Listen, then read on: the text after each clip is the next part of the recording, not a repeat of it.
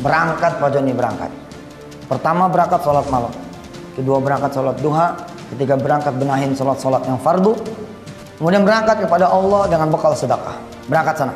Nah, hari H terjadi insya Allah kemudahan demi kemudahan. Dan saya mendahului perkataan sebenarnya, tapi sambil bilang insya Allah itu peluru akan hilang, it will happen.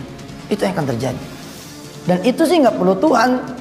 Tambah semangat nih Pak Joni. Begitu Pak Ustadz ya. Iya, kalau terjadi sama dia maka terjadi juga sama ente. Asal ente percaya. Udah 16 tahun anak udah habis miliaran rupiah, 5 miliar dia habis. Tapi sama Allah murah sekali. Dia cuma habis satu mobil Yaris plus duit 180 juta. Kan saya tanya, punya apa Pak Joni? Saya tinggal punya duit sekian sama mobil Yaris. Oke, semua saya ambil buat sedekah. Ikhlas enggak? Yo ikhlas. Sebelum lanjut, silakan share video-video dari kami untuk saudara-saudara terdekat kalian agar pikirannya terbuka dan tidak ada lagi yang terpedaya dengan pola-pola seperti ini.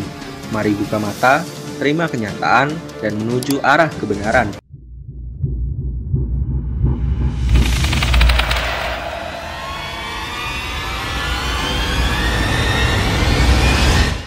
Gelar Ustadz yang menempel pada Yusuf Mansur tentu menjadi perlindungan dan kekuatan yang baik bagi Yusuf Mansur untuk menjalankan aksinya.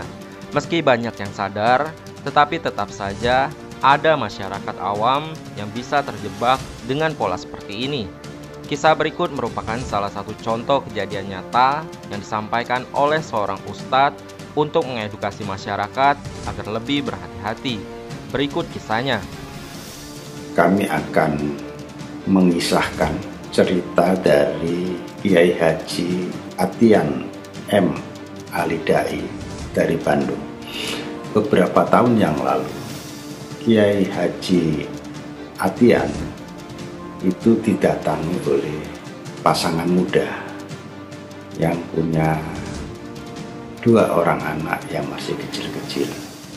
Salah satunya adalah anaknya yang masih kisaran usia 5-6 tahun itu sakit panas, dan oleh orang tuanya anak ini dibawa ke Yusuf Mansur, dan oleh Yusuf Mansur dikatakan bahwa anak ini bisa sembuh jika orang tua si anak itu bersedekah, nilainya ratusan juta. Lalu seminggu kemudian si anak tadi semakin parah sakitnya, dan datanglah kedua orang tua tadi yang sepekan sebelumnya telah memberikan uang kepada Yusuf Mansur sebagai sedekah, sebagai ikhtiar untuk menyembuhkan anaknya. Di sini Yusuf Mansur bertindak sebagai tabib atau dokter, dan resepnya hanya satu, sedekah. Dan sedekah itu ke Yusuf Mansur. Lalu anak ini seminggu kemudian dibawa lagi ke tempatnya Yusuf Mansur, dan Yusuf Mansur mengatakan ini belum sembuh karena sedekahnya kurang besar. Kisah berikutnya akhirnya orang tuanya sadar dan anak ini dibawa ke rumah sakit dan ternyata tidak tertolong.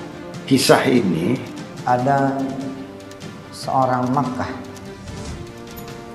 seorang yang tinggal di Makkah kena penyakit. Dokter sudah tidak bisa menyembuhkan, rumah sakit sudah tidak bisa menyembuhkan.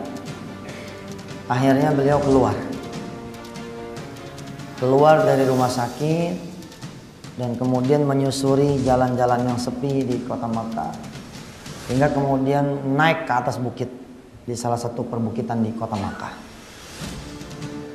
Di sana orang ini i'tikaf selama 1 minggu penuh.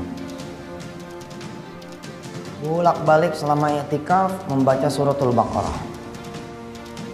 Tiap habis baca beberapa ayat, dia tiupkan ke tangannya sendiri. Lalu kemudian ditempelkan di bagian yang sakit. Kila waqala, penyakitnya kanker. Beliau namanya Pak Haji Joni, ditampilkan di TPI. Dalam keadaan masyarakat pemirsa saat itu melihat kanker beliau menggantung segede telur angsa di leher. Itu baru satu di leher, belum lagi di dada dan di bawah perut. Innalillahi wa inna ilaihi raji'un. Beliau sudah 16 tahun berikhtiar berobat, tidak sembuh. Dan tidak berani dokter mengoperasi beliau secara optimal karena kankernya sudah menyebar dan sudah masuk ke bagian-bagian tubuh beliau yang vital, diantaranya paru-paru dan jantung serta hati. Dokter-dokter bilang Pak Joni nggak mungkin sembuh, hanya akan berkurang saja penyakitnya sedikit, tapi sepertinya mah sudah tidak akan bisa ditolong. Sehingga dia berputus asa, kalau emang nggak bisa ditolong, ya ngapain lagi berobat. Nah, ketika kemudian mampir ke acara nikmatnya sedekah di TPI, saya memompa diri saya untuk meyakini kebesaran Allah. Qaulal haqqil ladzi fihi yamtarun, makana lillahi ayyattakhidha min waladin subhanah idza qada amran fa innama yaqulu lahu kun fayakun. Enggak Joni, enggak. Allah enggak perlu mereka itu kalau Allah ingin menyembuhkan. Berangkat Pak Joni, berangkat. Pertama berangkat sholat malam, kedua berangkat sholat duha, ketiga berangkat benahin sholat yang fardu, kemudian berangkat kepada Allah dengan bekal sedekah. Insya Allah Pak Joni, insya Allah Allah akan memudahkan. Saya ceritakan kepada Pak Joni bahwa ada seorang kawan yang tertembak 8 peluru. 5 peluru bisa diambil, 3 peluru tersisa di badannya. Sama ketika main ke pesantren, dia pun bicara, kalaulah saya dikubur bersama 3 butir peluru yang tidak bisa diambil lagi, saya redho dan ikhlas agar 3 peluru ini menjadi saksi bahwa saya pernah berjihad di Ambon. Saya nyeletuk, saya di bawah tuh. Saya bilang, Ustaz, ada yang bisa ngambil? Lalu dia ngomong gini, nggak ada Ustaz, anu udah keliling. Keliling kemana ente? Ada yang bisa ngambil?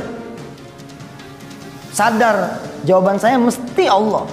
Lalu dia bilang, ya kalau Allah mah mungkin aja. Loh bukan mungkin aja, mungkin saya bilang. Go, berangkat. Saya bilang kami punya rumah sakit di Bantul, rumah sakit Al Hidayah. Rumah sakit itu dibangun ketika gempa. Dan rumah sakit itu dibangun dengan penuh keberkahan karena dibangun dengan duit sedekah. Dari modalnya aja udah berkah banget. Udah gitu SOP standarnya adalah berbeda dengan SOP para dokter di rumah sakit yang lain. Kalau rumah sakit yang lain dan para dokter yang lain paling banter, paling tuwop, itu cuman begini ngomongnya, Pak, operasi sudah mau dimulai, tolong berdoa. Kalau di rumah sakit kami enggak begitu.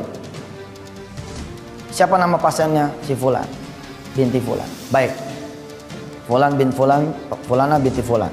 Baik, ini ada 7 hari menjelang operasi, saudara bikin khataman selama seminggu ya. Begitu. Saudara bikin yasinan, saudara bikin sini, dan jangan nanya hadisnya. Berangkat sana. Nah, hari H terjadi insya Allah kemudahan demi kemudahan. Dan saya mendahului perkataan sebenarnya, tapi sambil bilang insya Allah. Kalau Allah berkenan, peluru-peluru yang memang susah diambil itu ada 2. Pertama, Allah akan hilangkan begitu saja. Boom, simsalabim. If you believe itu peluru akan hilang, it will happen. Itu yang akan terjadi. Dan itu sih nggak perlu Tuhan. Orang-orang yang memang punya keyakinan super tinggi udah ditempel di alamnya. Dan Masya Allah, saya sodorkan kisah ini ke Pak Joni. Pak Joni, tahu nggak? H-1 kami kemudian meriadohi ulang. Beliau di rumah sakit Jogja sana, di Bantul sana, dibantu dengan ratusan santri tahfiz di lingkungan Yogyakarta sana dan Bantul. Di pesantren Darul Quran juga diangkat doa. Itu peluru bergeser 3 cm sehingga dokter Sajiran tinggal mengambil seperti ngambil kacang goreng. Cuk, cuk, cuk. Tambah semangat nih Pak Joni. Begitu Pak Ustadz ya? Iya, kalau terjadi sama dia maka terjadi juga sama ente. Asal ente percaya. Ya Ustadz, ana udah tanggung. Mau percaya siapa lagi sekarang? Udah 16 tahun, anak udah habis miliaran rupiah, 5 miliar dia habis. Tapi sama Allah murah sekali, dia cuma habis 1 mobil Yaris plus duit 180 juta. Kan saya tanya, punya apa Pak Haji nih? Saya tinggal punya duit sekian sama mobil Yaris. Oke, semua saya ambil buat sedekah. Ikhlas enggak? Ya ikhlas. Udah habis-habisan buat rumah sakit. Masa buat Allah nggak redo? Bismillahirrahmanirrahim, jalan. Bener Pak. Itu dokter Sajiran bersaksi, itu kanker yang harusnya memang sudah menyebar, tiba-tiba seperti mengerucut. Seperti mengarah kepada satu circle lingkaran, sehingga lagi-lagi seperti telur angsa yang diambil. Gitu. Masya Allah. Gue udah bilang jangan ngaji sama Yusuf Mansur. Lu bandel sih.